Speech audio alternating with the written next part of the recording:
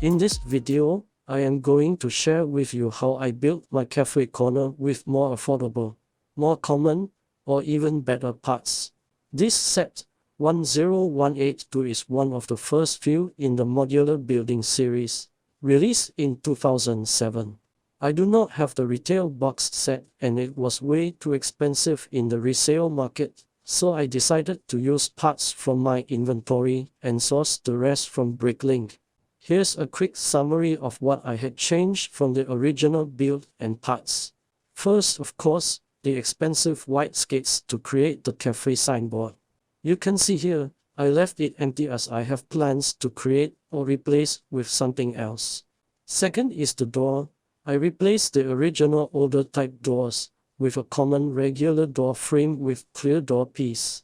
Thirdly, I replaced the white panels with window frames and panel, so now they look better. Finally, the windows on the roof level.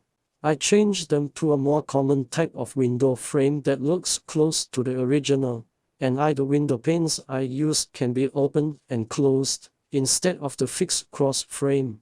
Here's a closer look at the main entrance area. I modified the steps to fit the regular door frame.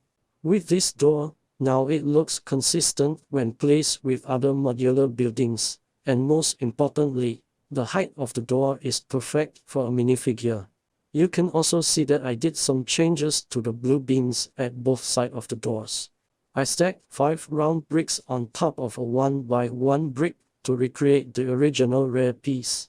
It looks better with more details now, and of course, much cheaper compared to getting the original part.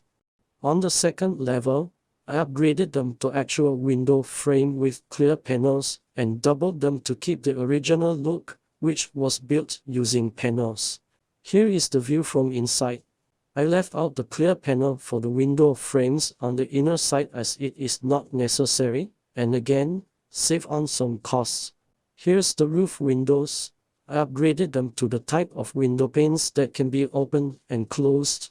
It improved the look, functioned better, and is more commonly available in recent sets. This set is one of my favorite modular buildings. The downside is that because it is released back in 2007, there aren't that many variety of parts used to add details in it. Another major turn-off is that the interiors are totally empty. On a personal note, this also means that there is a lot of room for customization and upgrading to improve this set.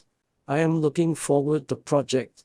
For a start, I am thinking of integrating the Friends Central Perk into the ground level cafe, and the Friends apartments will be combined into the upper floors. Most likely adding one more level to the building and removing the hotel sign.